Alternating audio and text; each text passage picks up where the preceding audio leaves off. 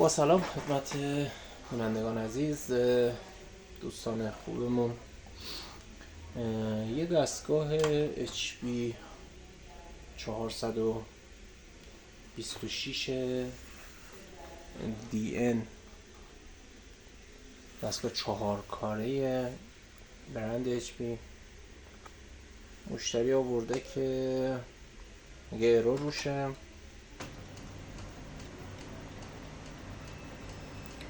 دستگاه رو روشن کنیم.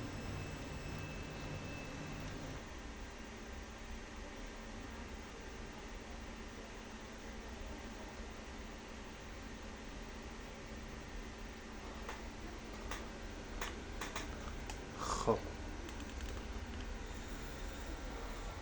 مثلا ارور رو ببینید.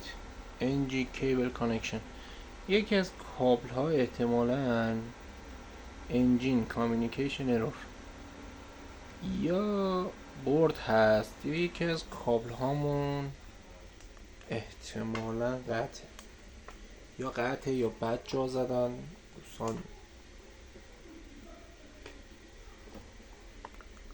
احتمال داره که یکی از کابل فرمتر یا خراب باشه یا خود فرمترمون خراب باشه. حالا باز کنیم چک کنیم ببینیم مشکلش چیه. خب مثلا دستگاه رو باز کنیم.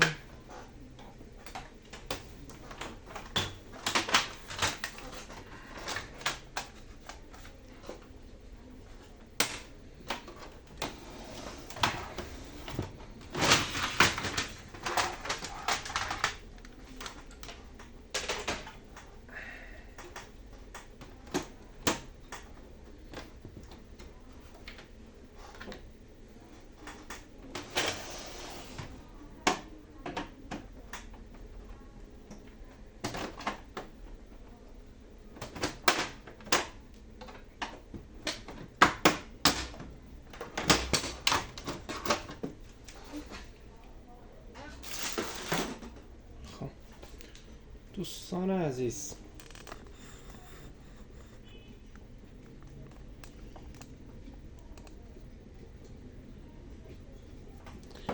دوستان بورد دستگاه رو مشاهده میکنید.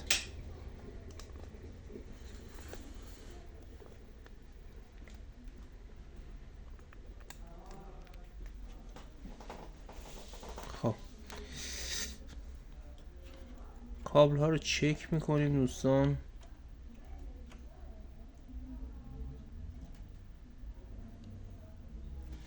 خب دوستان ببینید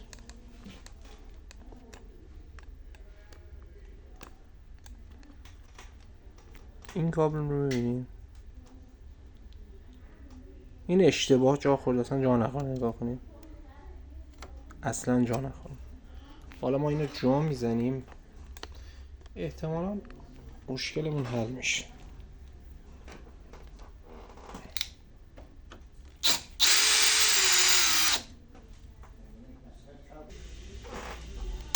بله دوستان،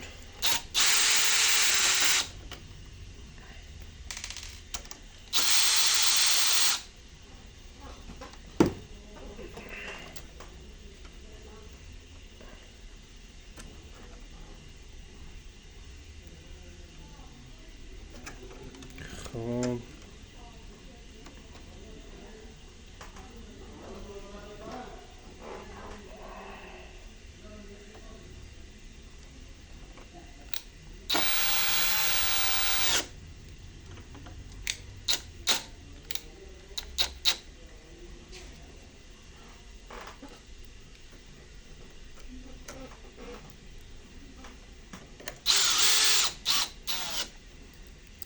اگر احیانا مشکل حل نشد میتونه بردمون باشه، ولی اگر مشکلمون حل بشه که کلا دیگه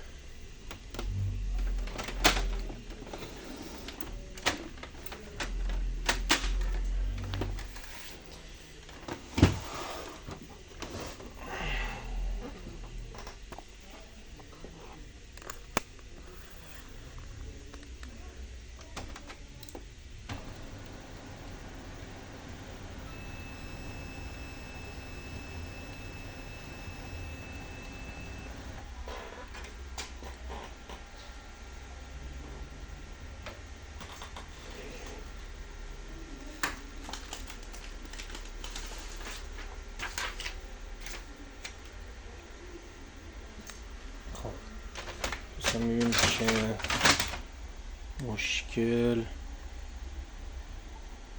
حل شد.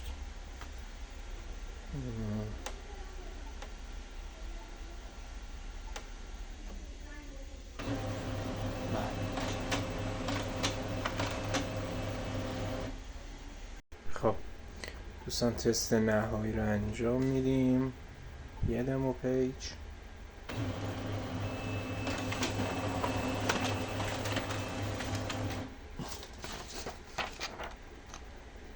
مشکل کاملا حل شد. ممنونم از دوستانی که کانال ما رو سابسکرایب کنن و ما رو مورد حمایت خودشون قرار میدن. تا ویدیوهای بعدی، خدا نگهدار.